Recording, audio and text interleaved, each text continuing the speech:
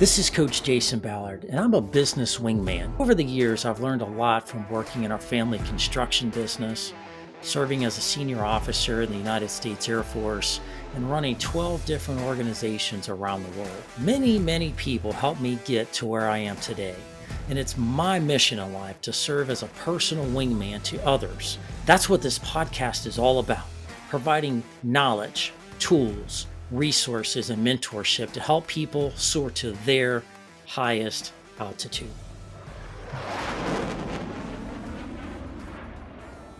Welcome back to the Soar Higher podcast. This is your host, Coach Jason Ballard. Real excited to be with you this week. We've got an amazing leader on this show talking about something that we all struggle with, we all deal with, things that are prevalent in our society, in our workforce today more than ever. And we're talking about leadership, not just talking about in a theoretical manner. We're talking about real, true, in the trenches leadership and how to meet the dynamic and evolving changes that everybody's going through right now.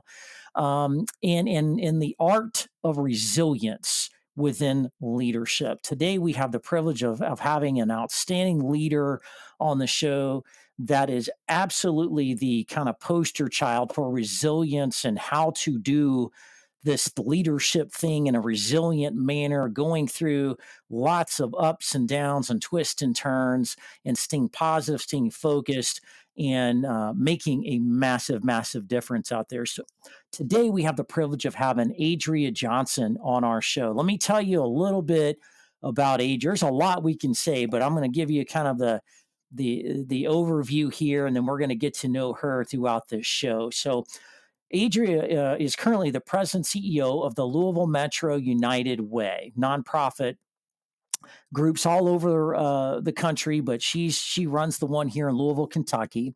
Prior to that, she has served as the commissioner for the Kentucky Cabinet of Health and Family Services. She was also the Louisville City Director of Community Services and Revitalization and served in numerous leadership positions in the private sector. She has over 30 years of life that she is dedicated to public service in the community and bringing the community together and improving the lives of citizens all throughout the areas for which she has worked and lived. So without further ado, Adria, welcome to the show. Thank you so much for having me. Oh, it's a blessing to have you on the show. You are just such an incredible person. Tell us a little bit about you, a little bit about your background and kind of how you got to where you are today. Oh gosh, yeah, a little bit about me. Well, I was born and raised, right here in Louisville. This has always been home. I think honestly, a lot of my, childhood upbringing is kind of what thrust me into this world of wanting to help people. There were some tumultuous times during my childhood. My family and we are not strangers to poverty and struggle. And so when you've gone through that, it certainly for me helped to shape me and my understanding of what can thrust people into struggle, which is often counter to some of the narratives or the sentiments that are expressed toward people that are in struggle, that it's some type of personal deficit, it's bad choices that are being made. I came from two parents who themselves had very meager, humble beginnings, but were able to go on and achieve college, get their degrees, professional, all the things, and life happened. And so anyway, understanding that oftentimes the roots of struggle, again, are not what unfortunately many believe. I think just really, and having experienced it and understanding what it takes to lift out, really kind of just, developed, I think, a pretty substantial compassion frame that is just core to who I am. That coupled with, I had parents that, raised us believing in God and raised us in prioritizing our faith and all that that meant, which was that we are to love one another, we are to help our neighbors. That, and I know, even looking back at my childhood, that even though we didn't have a lot,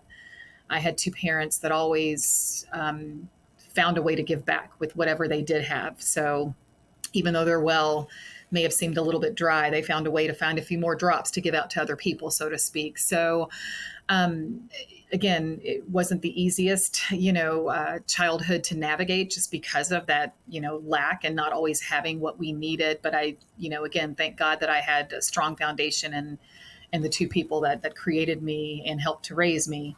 I went off to college. I went to Ball State University in Indiana. That's about the furthest away that I ventured from Louisville. Even though if my parents were still living, they would have told you that I was not planning to live here as an adult.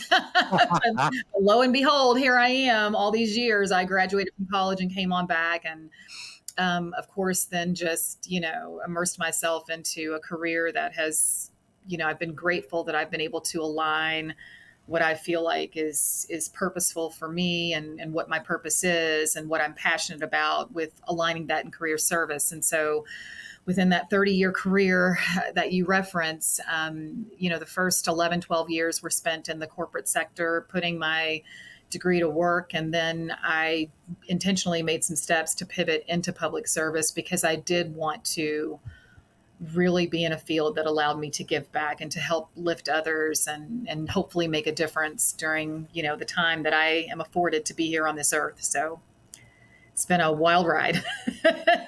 Yeah, it sure has. And what an amazing story. What a testament. No matter where you come from, how good or bad that may be, whether it's humble beginnings, you're in poverty, or you're hungry, or don't know your next meal's coming. There's always a way. Like finding a way, just being resourceful in getting out there and talking to people and just figuring out a way. That's something that certainly, as I've gotten to know of you over the years, really sticks out with you. Is you are just someone that will find a Yeah. way through some means, through somebody. I don't know if it's just the good Lord leading you that direction. I don't know how it happens, but boy, you are really good at finding a crack Yeah. somewhere to open the door. Yeah. I mean, I think you won. I think you have to be resourceful and you have to be resilient, right? I mean, Yeah. and it sounds cliche-ish, but I've always been one of those people. And again, I thank God for the upbringing and the example that I had. I mean, my parents never felt defeated, right? Even Yeah. though, they each had their own struggles, they ultimately ended up divorcing, and again, having their own struggles. But within that, they never, ever had a spirit of defeat.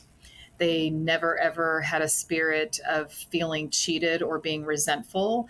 There was always an attitude of hope and an attitude of belief. And so, when I saw how that played out in them, which was, just a determination to overcome, and to manage the struggle that was present, but also, even in the midst of that, to always be thankful. There's always something to be thankful for, Yeah. right? And so just that humility and that gratitude were always very present there, along with just the belief that you can look beyond what's present at what's possible, and you Yeah. can put in the work to achieve what is possible. And so those are just foundational, values and behaviors that that were instilled in my brothers and I, and that we witnessed. And so, you know, anything that I've ever encountered in life, I have never, ever just been resigned to, this is the way that it has to be, and there is no more. I just fundamentally have never believed that. Now, that didn't always mean that it was a quick, kind of lifting out, or maybe an easy way to even get there, but I've just never one to be resigned to things can't get better. And even in the work that I do, and you look at so many people that are struggling, or where there are just systemic issues that exist, or inequities, I'm just not one to believe that we can't strive for better, and we can't strive for the world that we want for ourselves individually, the experience that we want for our families and those that we have, that extended relationship with, and quite frankly, what we want for our community, society, and world. And I also think that we have a huge responsibility.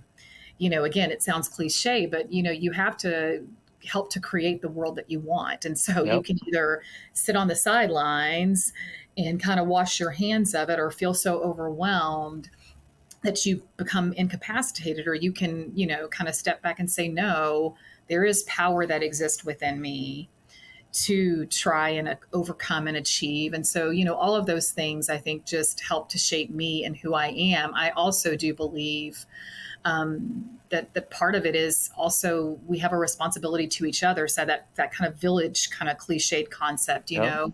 it does. We are stronger together when we can come together and try and work together toward things. One, I think it's a much more harmonious approach Yep. than being at odds to each other. There's strength in unity. There's also just all that does to benefit yourself and each other, and recognizing that there's a shared existence that we all have, and just, navigating this world and being alive. And again, how might we come together and really help each other in ways that, then, it's kind of that rising tide lifts all boats, but it really Yeah. is true. It really, really is true. Yeah. Absolutely. And I love it. Always maintain your vision, always maintain this Yes. dream or Yes. Yes. this future possible state that Yes. you think or you can maybe achieve, even though you don't have all the answers, even though you That's don't right. have everything laid out brick by brick as a road in front of you, that in the mindset around that to just Yes. put one foot forward every day. You may not get to point B, Yep. the exact day you want to or whatever. It takes patience and endurance, but the vision, having that vision of a better future, having a vision of getting your college, having a vision of, reaching some level of your potential That's right. with the talent that God gave you, and you having faith to just continuously put one foot That's right. forward every single day. Some days you may be able to run a little bit. You may be able to run a mile down that road, but some days you may just take one or two steps, but it's still progress, right? You're still That's right. gaining on that. And I think that's really, really critical. Now, I have to ask, you've got an accounting background, right? Yeah. If you were kind of stereotype an accountant, there's most of them, if you're out there listening, I don't mean to offend anybody, but sometimes those folks are a little more introverted, a little Yeah. quieter, a little more withdrawn. They're very good and analytical and data focused, Yeah. numbers focused. And you're not Yeah. that way. You're bigger than life kind of Yeah. personality. You meet no strangers. Like, how the heck did you go from accounting into, some of these Nonprofit sector. like what happened? There's got to be a story Yeah. there No. where I something there. happened and Yes. you're like, I'm going to go into leadership. I'm going to be the Yeah. commissioner of this cabinet for health and Yeah. family service. Yeah. Like what happened? How did you make that Yeah, transition? no, I will tell you, Jason. I do a lot of self reflection and self analyzing, and I feel like I'm probably the anomalous kind of perfect hybrid version of right brain, left brain, or I don't know, equally compensated on both Yeah. sides, right, of that brain hemisphere. I don't know. I don't, but I will say this: when I went to college. And again, Ball State had a really strong nursing program, and for a long time growing up, I had a strong interest in nursing. I had an aunt that was a nurse. Again, just knowing what nurses do and their ability to be part of nurturing and healing and all those things was very appealing to me. But I also loved math, and so again, I just kind of this unique composition that makes Adria. I again, got in college and started taking just a couple of accounting courses and fell in love with it. And I also even credit that to one of the first professors I had, who was just phenomenal. And I was drawn to that field and felt like, okay, I'm not sure exactly what this is going, I knew I didn't necessarily want to be a certified public accountant and deal with like taxes and audits, but I was very interested in that skill set and applying that to, some type of career in the financial realm that, again, that's what I would immerse myself into, and it would Yeah. provide a livelihood and also fulfillment. And so when I talk about kind of my career journey, I spent the first 11, 12 years in that sector. And I was at Brown and Williamson Tobacco Corp, and they had made a decision as a corporation to merge with RJ Reynolds and relocate headquarters to Winston-Salem, North Carolina. This was back in early 2004 when they had announced their plans and had done an incredible job at giving their associate base time to plan for how to transition, whether you pursued a career and you were going to follow them and try and be part of the new organization down in Winston-Salem, or you were going to make a pivot. And for me, I was going to make a pivot. And I had always had, my dad was a social worker, my mother was a teacher. So kind of service fields were just ingrained in my family, just in terms of their career journeys. But I had always given back in some way and tried to get close to kind of the human services sector, whether that was volunteering and being really active in my church, who I've been a member of my church for 40 plus years now. And it's been in my, members of my family have been part of that church for generations before me, or whether that was volunteering at various agencies across the city. So I'd always tried to find an outlet for me, what was always pretty pronounced within my makeup, and that was wanting to be of service to others. So I mention that because when this decision had been made by Brown and Williamson, I then did some soul searching, honestly. And I said, well, I knew I didn't want to relocate, and that was for personal family reasons. My life Right. is here, despite the fact that I had had a growing career, a promoting career. I had had a really, thriving career in the corporate sector, but I wanted something different career wise. And so it was at that juncture that I said, I can stay in the corporate landscape, whether I follow them to Winston-Salem or not, or I can start to pivot and look for, again, kind of that quest to align what I feel like is my purpose and my passion with career opportunities. So it was at that juncture of leaving Brown and Williamson that I chose to step into city government. And that was intentional. Instead of going into the corporate sector, I said, well, let me get into the local government sector. Let me really understand all of those inner workings beyond what, school and your education and just being a member of community, affords you. Let me really understand how city government operates, and honestly, with a desire to ultimately migrate into the human services side of city government. And so, when I stepped in local government, I did step in on the financial side, working for I think the name of it then was the Office of Management and Budget, but it was the financial arm of Right. Louisville Metro. This was post merger of city county. But I was just fortunate. I, immersed myself in that work. It was wonderful. I started in as a capital planning analyst, which again, I believe, when you follow the will for your life that for me, my God has for me and my higher power, I think that, the path begins to be laid open for you. But that was a wonderful position because it gave me an opportunity to work across all agencies within Louisville Metro. I got to establish relationships, and I did what everybody does. I watched for opportunities, on the job board, and I saw some opportunities come up on their human services side. And ultimately I was, in kind of applying for one of those positions, then I was placing on the radar my interest in wanting to serve in a different way and serve in a different agency of Louisville Metro. And so kind of the rest is history, so to speak. I ultimately landed an opportunity on the social services side. And, and that was wonderful. That immersed, I mean, I've never looked back, quite frankly. I fell in love with the work. I started to build those relationships with nonprofit organizations across this community and understand how they serve. From there, I went to the state and took on the responsibility of, child welfare and adult protection and, all of the social services that are provided at a state level. And then, of course, from there, have made my way here to Metro United Way, and so it's been incredibly rewarding. I actually, even though it has definitely been a non-traditional, unexpected route, but I will say that financial expertise that my degree and my 11, 12 years of experience, gained, they have provided me tremendous foundational support for leading organizations, being able to have that sound financial acumen and understand, various funding streams, understand all of the back office financial support that has to keep an organization running, understanding audits and financial statements and budgeting. I mean, the list goes on, but it's been a tremendous benefit, in my opinion, to giving me a well-rounded, unique set of skills, but that have definitely benefited my leadership.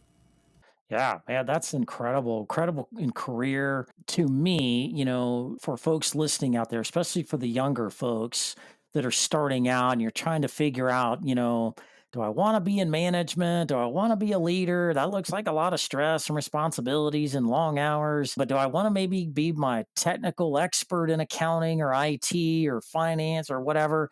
A lot of different paths you can take. You can go up the totem pole, the corporate ladder, whatever you want to call it, in many different ways. Adria, it sounded like you were kind of technical and functional for a little while, built that strong foundation, as you said, and then that gave you a platform to leap over into management and in leadership. And so, what were some of the lessons you learned there? What were the differences of coming out of accounting and then like being responsible for a lot of things well beyond accounting? What did you have to learn really quick in that transition?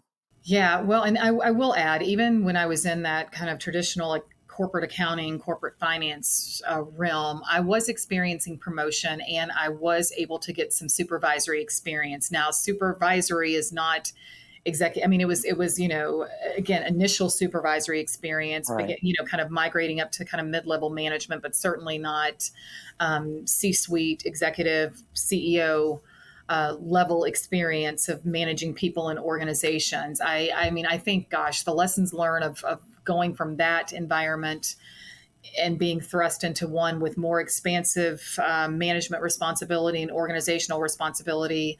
Oh my gosh, lessons learned. I think so many along the way. I think one, give yourself grace, right? Yeah. Grace Good. and permission to fail forward. I mean, life is a journey, and I think that ascribes to any setting, whether you're in supervision or not. But um, you know, give yourself grace to fail forward and to continue to also being a continuous learner, right? I mean, continue to learn, continue to be a sponge, continue to immerse yourself in new disciplines, new methodologies, the latest, in terms of whatever is applicable to your field of expertise. Staying brushed up on those things is incredibly important. So I would just underscore that professional development aspect is continuous. Even when you hit the CEO level, there's always opportunity to expand your toolkit, so to speak. And that's not just from technical acumen, but also just interpersonal skills and all of the things that go along with that, right? Relationship management. And so I think as I kind of traversed into these areas that I've been in with greater responsibility, I think some of the lessons learned for me are the power of relationships.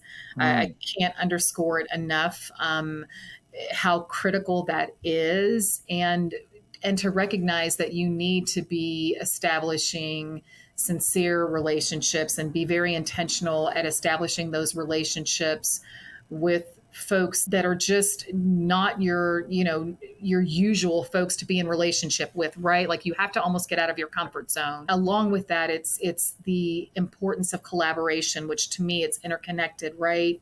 You have to recognize that you have to work collaboratively.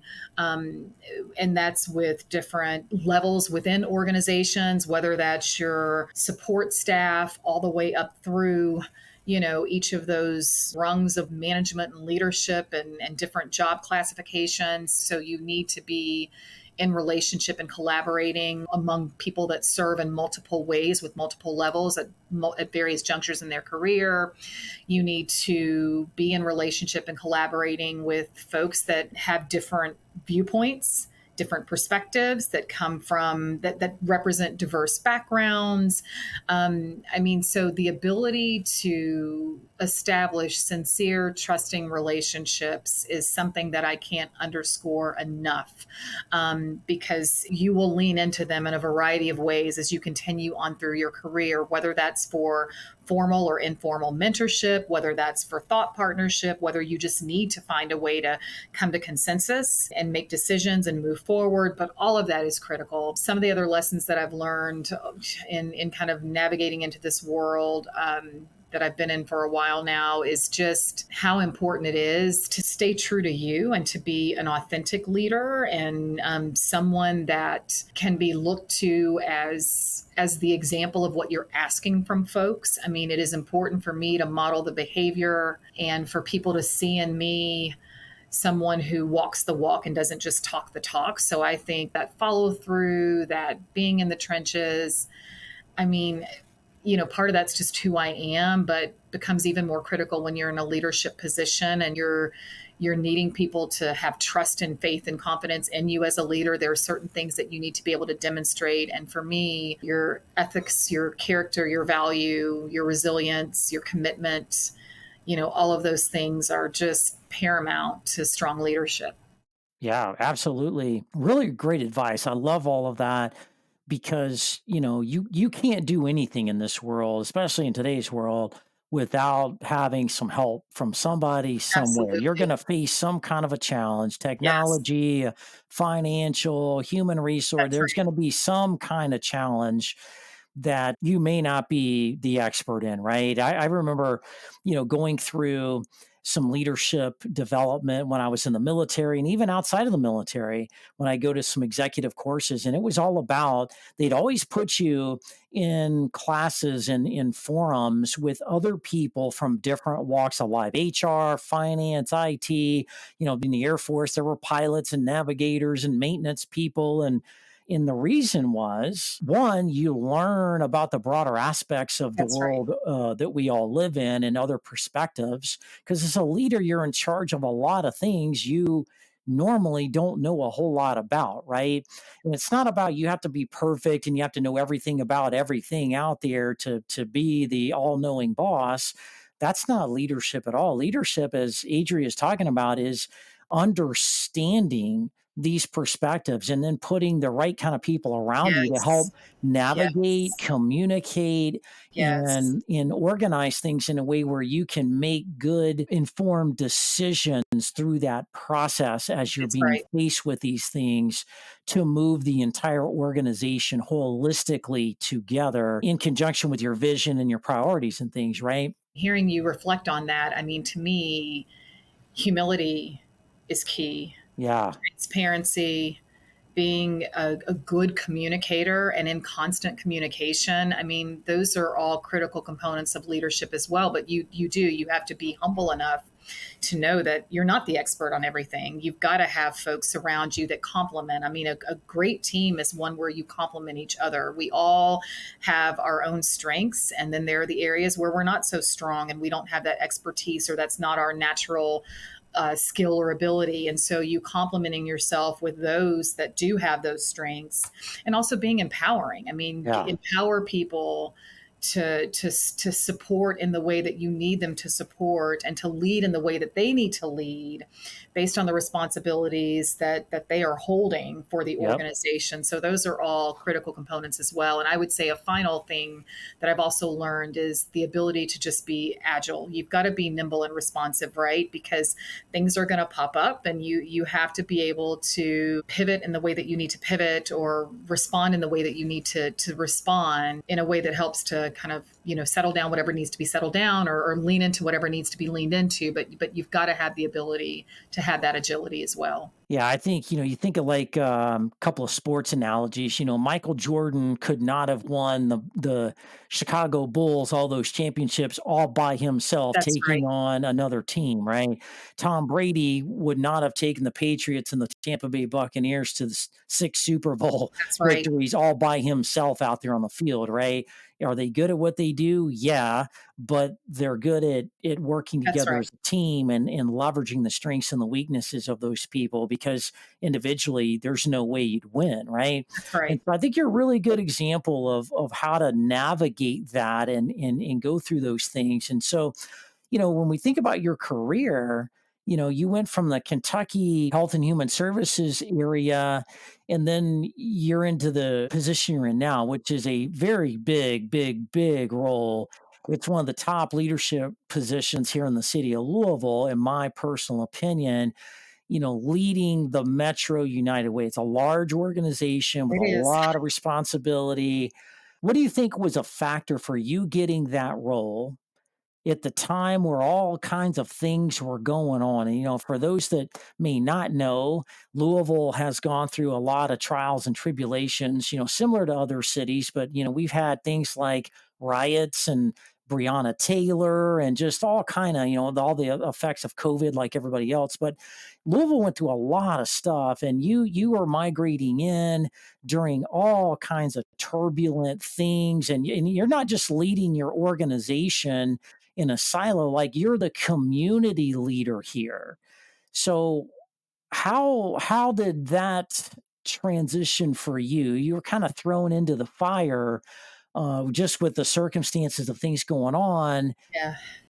What was your mindset going through that? How did you kind of like, okay, here's where we're at, and how did you get Yeah. organized and march forward there? Well, I mean, honestly, Jason, I actually considered it an honor to be kind of selected to lead this organization at that time that I stepped in. I considered it an incredible opportunity to help unify this community in whatever way I have an influence to be able to do that. And hopefully, within that unifying of this community, also help and promote the healing that I think this community needs, which I think is critical to really being a catalyst for the change that I think so many of us want to see in this community. I also, instead of somewhat being overwhelmed or intimidated by it, for me, being here and being present and experiencing the tragedy of Breonna Taylor and all that I think really shined a light on in this community, but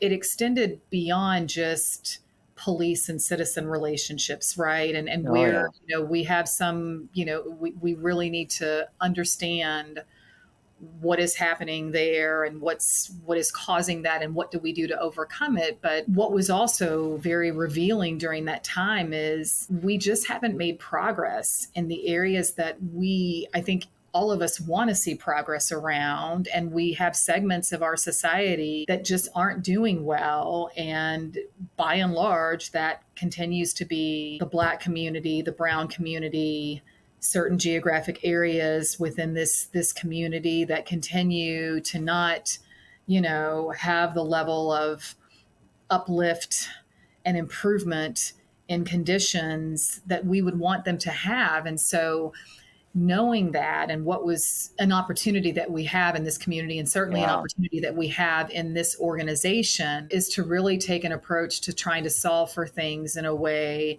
that, again, gets at what is causing what we are dealing with in community, which is they're the symptoms, and not that they're not symptoms that don't need addressing.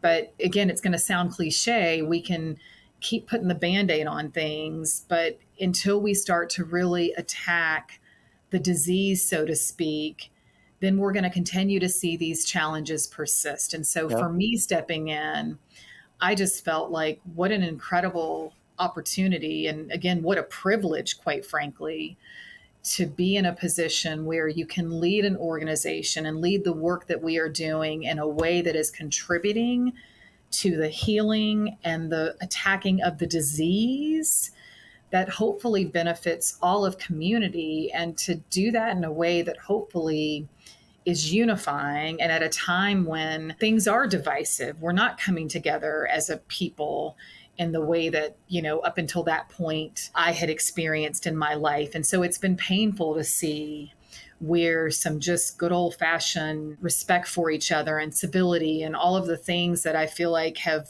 eroded or been greatly diminished in these past few years. I want to spend my time and energy helping to bring us back together, as much as I possibly can. Personally, professionally, I feel like we all have a responsibility to do that. And so, again, I was certainly not dissuaded by the climate, so to speak, in the atmosphere. If anything, I was motivated to say, how can I use the blessing of being placed in this position in a way that helps to achieve good and helps to make things better? And what can I do through my leadership and this organization, again, contribute in that way? And so now that's not to say it's been easy, right? I mean, as an organization, we've been going through our own changes with lifting out of a community chest model and people knowing United Way for that version of ourselves. And not that that wasn't, a laudable way of supporting community, and not that we didn't do a lot of good, but for us, we made the changes that we've made because, again, I know that we have to help people in crisis, and we were helping in certain ways. We weren't having the impact to the degree that we wanted to have an impact in community. And how can we have more of a substantial impact and really put people on a path to thriving in their lives and achieving the success that they have, that they want for themselves, and achieving the goals that they have for themselves, and again, really lift people out of, needing some of this crisis support and getting to a place where they're stable, they're starting to grow in that stability and starting to be really put on a path to prosperity, and again, able to achieve a measure of success that diverts them out of crisis. And so, not the easiest change that we've made, but one that we feel a strong responsibility to be a part of, leaning in and having greater impact. We recognize the unique position that we have as an organization and our ability to convene and unify people around what is happening in community. And so we felt like, how do we again take who we are to this community and our ability to bring in resources and to bring in volunteers and to bring in collaborative approaches to solving for things? How do we really leverage that in a way for maximum return in this community versus the prior approach, which had us honestly trying to be everything to everybody, but not really moving the needle substantially on any one area. And so we wanted to be better stewards of what is entrusted to us in a way that helps to make a much greater impact in community. Yeah. Yeah. Peanut butter spreading stuff just dilutes things and it Yes, just it doesn't go does. very far. You don't make a lot of That's right. progress. That's right. That's like taking the sun's energy. Why doesn't the sun burn us all up when we go outside, right? It's That's because right. the energy is dispersed around the That's right. globe at any one given time, right? Now you take a magnet. If you did what I did as a kid, I lived out in the country. We didn't have a lot of things, so we made up some cool stuff We to did do, too. right? So we took a magnifying glass and Yeah. bounced it off the sun and Yeah. pointed it into like an Yeah. ant bed and burned up an ant bed, right? But when you focus Yes. energy and time and passion and money and whatever else into things that are really, really, truly at the root of the problems and the heartaches and the challenges and the obstacles, boy, you can really go deeper and add that extra boost you need to get that out of the dirt and into orbit, so to speak. And so, Adria, to me, it's just very, very clear as an outsider looking in, like the timing of everything like this city, this, United Way needed a big leader. This was an opportunity. God gave you an opportunity and said, "Hey, this is your time to come in because you're the right person that's got the right strategic vantage point." When people are down and out and when COVID happened and people lost their job, they got sick, they were concerned about their health, and people going to the hospital and, dying, and just all kind of trials and tribulations, and people lose hope, they lose faith, they second guess things, their mindset kind of turns into, where they question things they normally wouldn't question in themselves and others around them. And it was a time where the community needed a big leader that understands these dynamics, that understands the greater powers and the greater level of resources, and how to bring those together and be an example and show people that we can move forward. And what some of these things also kind of showed me as a citizen of this community as well, it shined a light on all of the gaps. Right? Yes. Before COVID and all the other things that we've talked about happened, things were great. The economy was great. Everybody had a job. Everybody was making money, and everybody was, riding on the coattails of all the good things going on. And then when some of this adversity hit, this disruption hit, it's kind of, you mentioned the harbor and how when the tide rises, it floats all boats. But when the tide goes out, when you have some of these events, you see the skeletons and the remnants at the bottom of the harbor. And I think we saw that. I think most cities, most communities that struggled in some form or fashion saw the same things. And so, you were definitely the right leader at the right time. But I think there's a little more of the story, going into these, situations, you were also struck with some personal tragedy. Yeah. How did that impact you, and how did that affect you as a leader to not only, keep your own self together and your own family together, but still be a community leader, still be the leader for Yeah. United Way? Walk us through that a Yeah. little bit. Yeah. That was It has been I would be lying if I, I didn't say it was a quite the tumultuous past couple years. I mean, I became CEO in August of 2021. 4 months later, my father passed away unexpectedly from COVID.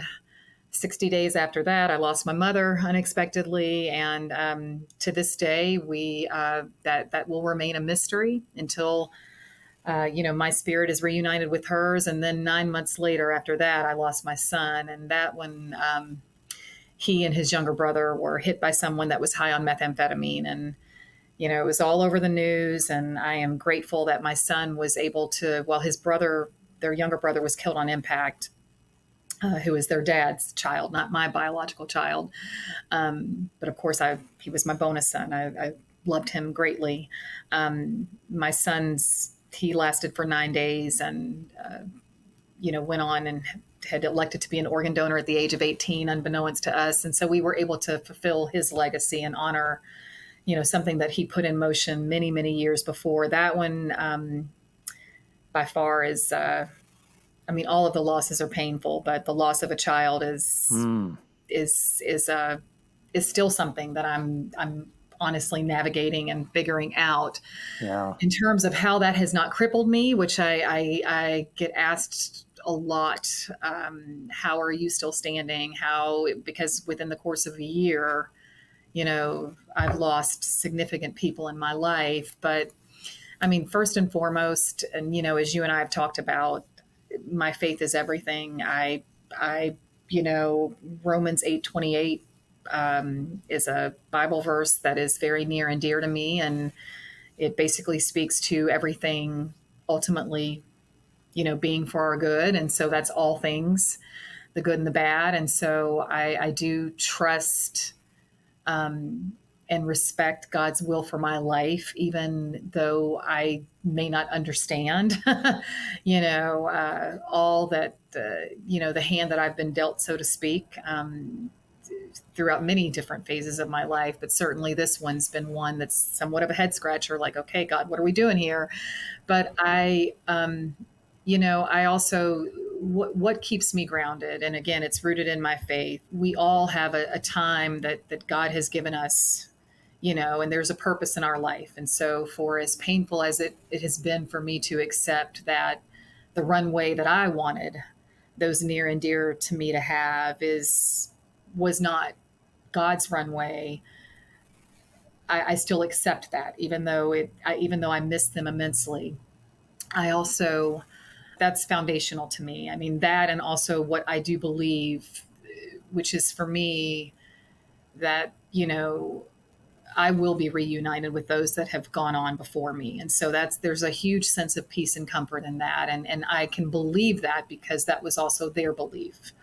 And so, the shared faith that me and my loved ones have gives me that assurance of knowing that it might be a little ways off, but there's a reunion that's going to happen at some point. And I think the other thing for me is I can either be defeated by this and incapacitated, or I can find a way to honor the love that I had for my parents, my son, my bonus son, and honor the legacy of who they were as people and the love that they showed me by pouring that out into the world, and just, keeping them alive in that way. And especially as relates to my son, there was, when he passed away, someone sent me a card and it said that people die twice. They die when they die the first time, just the body is no longer living. And then they die the second death when people stop saying their name. And that card stuck with me for so long because part of my healing journey has been to keep them alive in that way. And so I've been pretty transparent and open with what losing my son has been like, and who he was and the light that he was, and trying to pay that forward. But I don't know that society conditions us to really be open about grief and loss. I mean, I think that, at least for me, someone passes away, you have your period of mourning, but you just kind of keep going. And, for me, I am recognizing that, and I described it, the best way I can describe grief, and even my son, is it's like an invisible cloak that I wear every day. Some days it's heavy, some days it's heavier, some days it's lighter, but it's always there. Mm. And just when I talk about my son, no dishonorment to my parents, I think about them too, but my son is always on my mind. I think about my son all day long, every day. And so it's, for me to be very open and transparent about that. I think the lesson, or maybe hopefully what helps to maybe bless or helps other people, we're all carrying something, right? For me, it's the loss of people that were significant pieces of my life. That's not going away. So how do I continue to navigate my life in a way that just recognizes that and acknowledges that? But how do I navigate my way in a way that still allows me to be functional and to still do what I need to do, lead Metro United Way, be there for, my daughter and my grandchildren, who I thank God for, that are still here, be there for my church, of which I, play a very active role in being part of that congregation, and the ways that I serve there, and the ways that I show up in community. And of course, there's always I imagine what my parents would be telling me. I know the things that they said to me when I became CEO, and how excited they were for me, and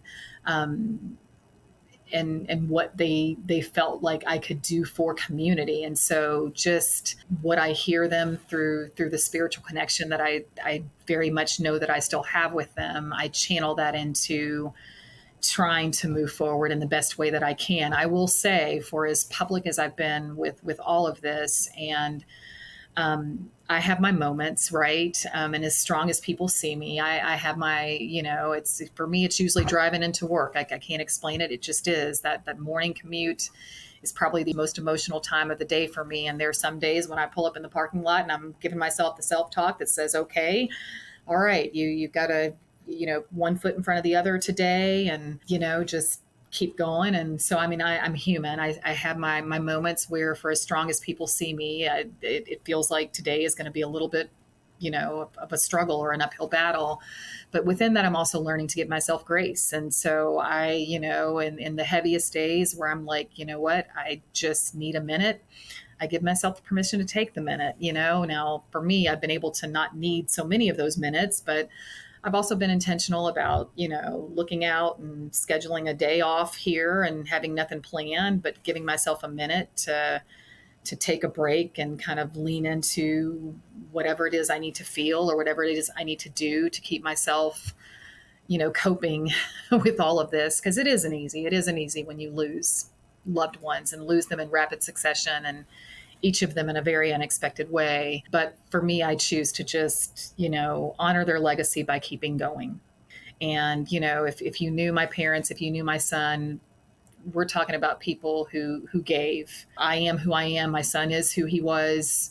My parents were who they were. I mean, but they were people that gave and gave back. And I mean, my dad raised us with, some foundational lessons, but one of them was God is love. And so I just try my best to honor, who my parents were and how they raised me and the values they instilled in me. And I try to honor, the way that I raised my son and who he was. He was a light for sure. And so that's just the best way that I know to navigate all of this. But I think the lessons in this are, I think we're more resilient than we give ourselves credit for. We're stronger than we think. So I try to draw into that. I, quite frankly, when all of this first happened, and drawing back to what we talked about earlier, and the critical element of having a strong team around you that you empower to do the work. Part of what helped me, quite frankly, in those first days when I did take with my son, I lost him mid-November and didn't come back until first of the year, but I didn't have to worry about this place. And of course, my board and my team was instantly, do what you need to do, but meaning take the time that you need to take to deal with what you are dealing with, to be there for your daughter, the rest of your family. But I could do that without hesitation because I knew this place was okay because I had a strong team. So again, just underscoring when you've kind of set your bench in a very strong way, that also has just been a wonderful blessing, for me to know that I can take the time out that I need to when I need to. But I think that resilience factor, also, again, that grace factor, giving yourself permission to take a pause when needed, but also recognizing that leaning into people when you need to, right? That whole kind of relationship component of the critical need to understand how valuable relationships are in every facet of your life, whether that's professional, whether that's personal. And so knowing that I have folks that I can lean into when I'm having the weak moment and I'm not as strong, and I can call someone or I can say, hey, can we just chat for a minute? Also very helpful. But of course, over all of that, for as much as all of that is, for me, I would not be standing if I didn't have my faith. And so I can't even, and I will try not to get emotional, but God is everything to me. And I know that even in the midst of what would have some, quite frankly, maybe be angry with God and very bitter and closed. Yeah. I'm not sure if I just haven't gone through the stages of grief, but I have no anger with God because I trust his perfect will. And I know that in the midst of this, that if these are his hands, I'm cradled right here. Yeah. That's And right. for as much as that cloak of grief is around me, well, his cloak is around that cloak, and he is keeping Adria and my daughter and my grandkids and my brothers and everyone who immensely misses these incredible human beings who are no longer physically here. I know that he is catching our tears and he's wiping them, and he's going to continue to be there and be there as much as we will lean into him. So I just can't underscore that enough. And I think the other thing, honestly, Jason, that gives me comfort, my daughter and I say all the time, you just have to be experiencing it to see, even, as tragic as it is to no longer have my son here, to see how much impact has come even from his passing. I Hmm. mean, the three people that are alive because he chose to be selfless and elect to be an organ donor. And Hmm. And God only knows how that will continue to pay it forward as they continue to live their lives and live out their purpose, right? And even in the way that I have carried the grief, and that I cannot tell you how many people have reached out to me. I've had people reach out to me, strangers or people that I didn't have close relationships with, seeing you navigate your faith. I've gone back to church for the first time in years. I'm Mm. able to handle this because of watching you. I'm able to do this because of your testimony. And that's, the lesson in that is, for as painful as what we go through is, while yes, there's an element that's about you, sometimes it's not even about you. There is a bigger purpose even in the pain. And so I just have to, I'm witnessing it, I'm experiencing it, and I just know that there is beauty for the ashes. And so, again, that doesn't take away our sorrow, but it certainly gives me peace. And when I see the ways that, you know, my son's passing has impacted other lives, I certainly am a proud mama. I certainly smile, miss him every day, all day long, but I'm okay. I'm okay. Well, Adria, what a testimony. Oh my goodness. And thank you for being courageous enough to share that. A lot of people may not feel comfortable in doing that. And you certainly are a champion of good in the world, and have put yourself out there to share that story. So many people would have given up. So many people would have, resigned their leadership position, especially being, such a community wide leadership role. Not just, of your firm that you represent, but just the community of what you represent. And for you to kind of hang in there, you to stay faithful, for you to really, one of the big things that I know with you and I hear you talk about is really example, right? This Yes. you're a beacon of hope and an example of the reality that we live in, where bad things do happen to good people, whether it's their fault or not. Things happen for a reason.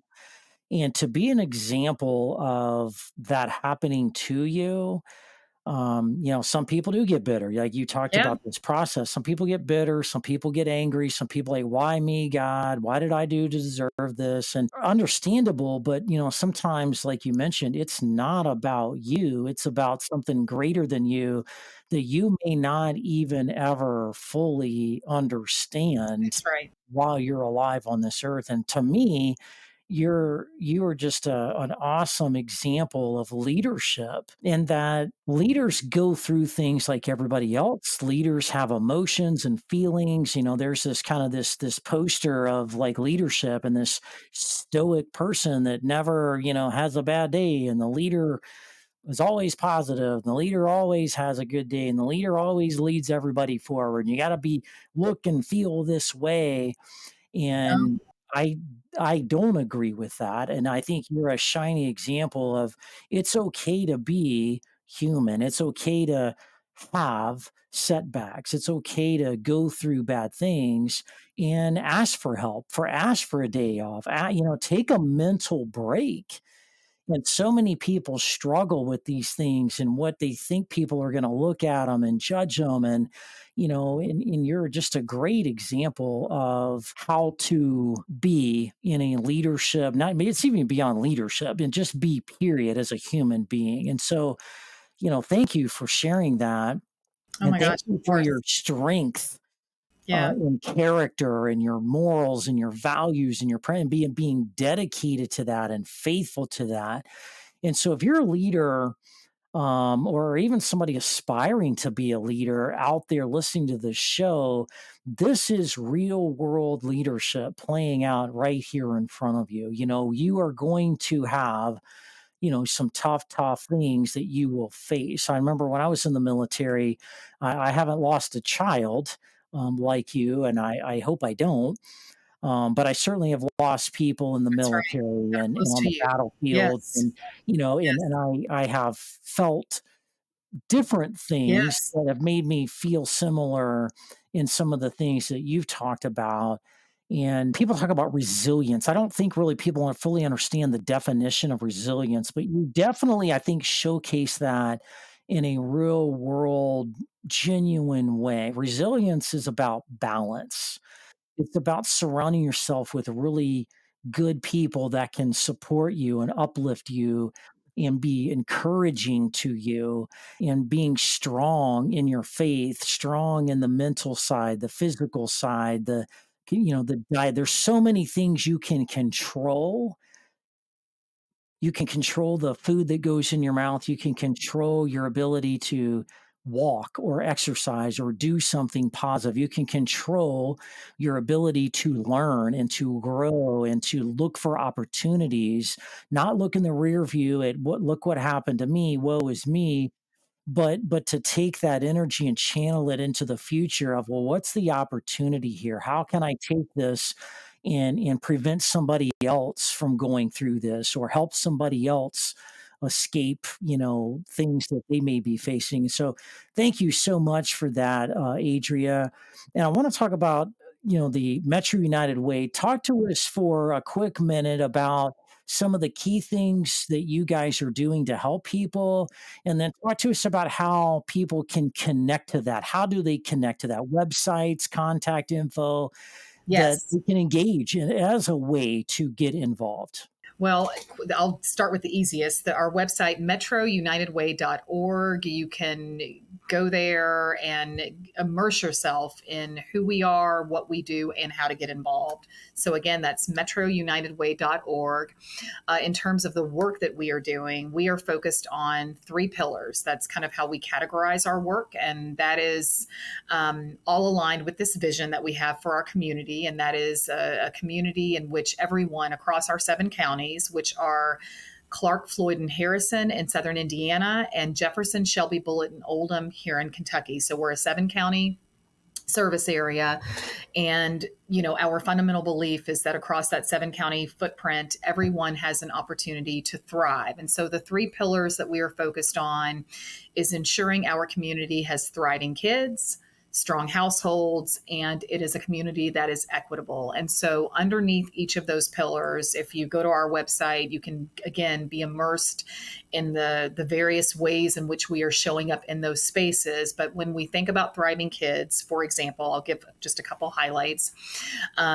We are hyper focused on making sure that our children enter kindergarten ready to learn, ready to enter their K through 12 academic career, in a way that positions them to be college or career ready upon graduation. And so we know that that 0 to 5 space is very, very critical in terms of a young one's development. And so there's a lot that we are doing in that space that ranges from making sure that maternal health is strong as it should be in this community, so that women going through pregnancy are receiving adequate health care, have options for their health care, so that baby is born, as healthy as can possibly be, and already developmentally on track. And so once life is here, once the child is here, we are making sure within that kindergarten readiness space that they are developmentally on track. So that's everything from making sure that parents are equipped and understanding the developmental milestones that their children should be exhibiting. And so where that child may be developmentally off track in some way, along with making sure they're aware of what they should be looking for, they are then connected to resources to manage and to help handle whatever developmental concern might be present. We are also making sure part of that 0 to 5 space, we know that for many, many, many, many parents and caregivers that are working, you have to have quality and accessible and affordable spaces for childcare, right? You have to be able to have, again, quality, accessible, and affordable childcare. And so, we know that across this community, we've got childcare deserts. We have, neighborhoods and areas where childcare isn't readily available.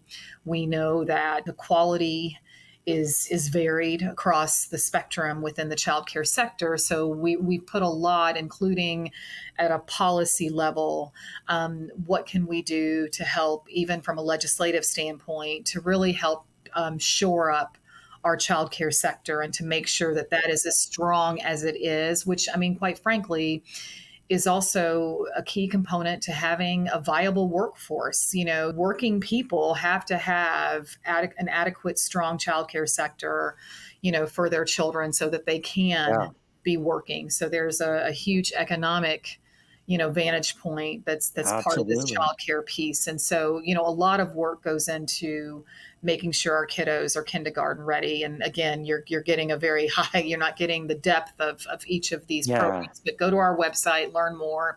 Of course, we're also very, very, very interested in making sure that our kiddos, once they do hit elementary, middle, and high school career, that for as much as we know the time in the classroom is important, the time outside of the classroom is equally as important. And, you know, I used to tell my kids when they were growing up, you know, idle hands are the devil's workshop. They probably got tired of hearing mom say that, but you need to have productive use of your time. And so, you know, recognizing that we want children to have, and we want families to be able to have spaces where their children can go after school that are enriching to their children, that are helping with their social emotional development, that are providing some academic, you know, support if needed, you know, outside of the classroom. And so we have a very robust, don't quote me on the number, but it's somewhere between 180 and 190 different programs and organizations that are involved in the after school space that we are in partnership with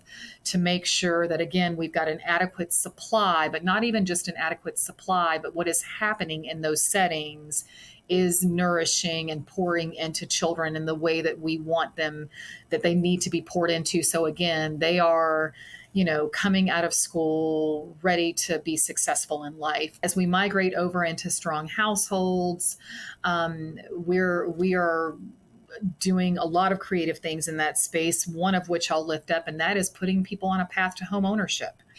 And so, you know, really working with those individuals. And part of it is thinking about, you know, how can we also help with wealth generation in our community? We know that having that home can be an asset that can absolutely help to create generational wealth in families and be something that can be passed down. Of course, I think most people would agree that, you know, your home is your sanctuary, you know, in this life, so to speak. And so helping people achieve home ownership who have that as a goal for themselves, but really working with them in a way that not only equips them to understand what it means to be a homeowner. So once you turn the key to that house, which is a wonderful day in everybody's lives, how do you maintain that home? How do we keep you in the home? How do you understand what home ownership means? So just some of that good foundational that's education is happening, incredible, but incredible also stuff. along with that, how can we help them? Whether it's do we need to take you through some financial literacy courses? Do we need to help you with credit repair? Where are you just even within your own career? Are there some things that we can do to help strengthen that? So it's a very comprehensive, holistic way Yeah. to putting people on a path to home ownership that is much more than just making sure that people are supported, you know, with a level of investment that they may need for, you know, making sure they've got a down payment, et cetera, closing costs.